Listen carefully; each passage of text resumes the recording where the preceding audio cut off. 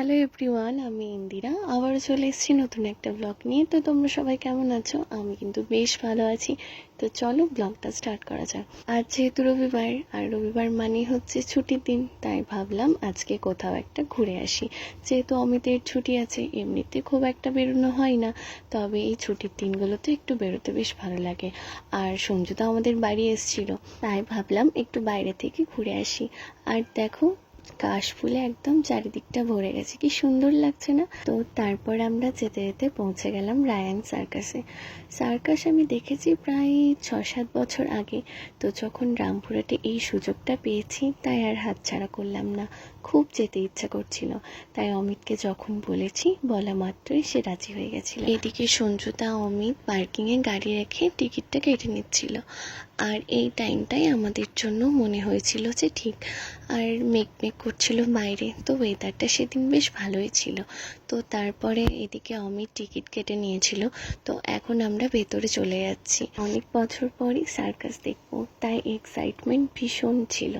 তো আমরা ভেতরে যেতে না যেতেই শো এদিকে শুরু হয়ে গেছিল। ভেতরটা বেশ ফাঁকাই ছিল, খুব একটা যে ভিড় ছিল সেরকম নয়। তবে রিকু যেহেতু ফার্স্ট টাইম সার্কাস দেখছে, তাই ভাবলাম ওর বেশ ভালোই লাগবে। কিন্তু ওর সেরকম অত ভালো লাগছিল না। মাঝে মাঝে ও দেখছিল, আর তারপরেও কি দুষ্টুমি করবে সেটাই ও ভাবছিল। ওর জন্য চেয়ার রাখা হয়েছিল, কিন্তু উনি চেয়ারে বসবেন না। আর অনেক দুষ্টুমি করছিল বলে সঞ্জুদা বললো ওকে সামনে নিয়ে যায়, সামনে গিয়ে ওকে আরেকটু দেখায়। তো সামনে গিয়েও ওর আর ভালো লাগছিল না। এদিকে আমি আর অমিত এদিকে শো দেখছিলাম।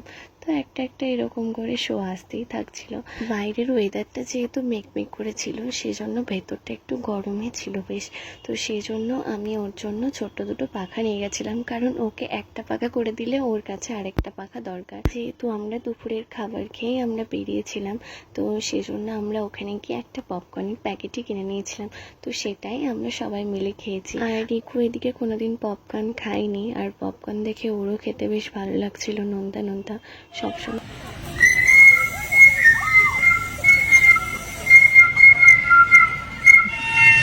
দেখছো মানু? না,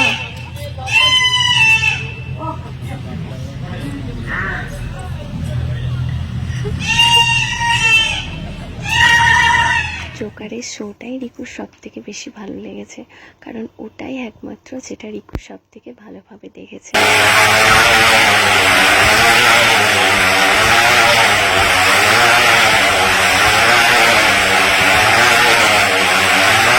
এখানে যে ব্যালেন্সের খেলাটা দেখাচ্ছে, সত্যি ভীষণ ভালো লাগছিল দেখে।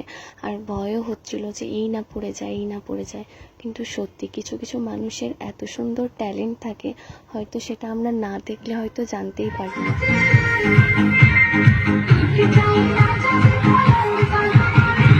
তো এইভাবেই অনেক শো হয়েছে একটার পর একটা। যারা যারা এখনো যাওনি তারা সবাই চলে যাও সার্কাস দেখতে, লাস্ট 23শে সেপ্টেম্বর পর্যন্ত। আর এদিকে রিকু অনেকক্ষণ আগে ঘুমিয়ে গিয়েছিল। দেন আমাদের শো শেষ হয়ে আমরা এখন বেরিয়ে পড়লাম। তো আবারও দেখা হবে নেক্সট পার্টে। তো ততক্ষণের জন্য টাটা।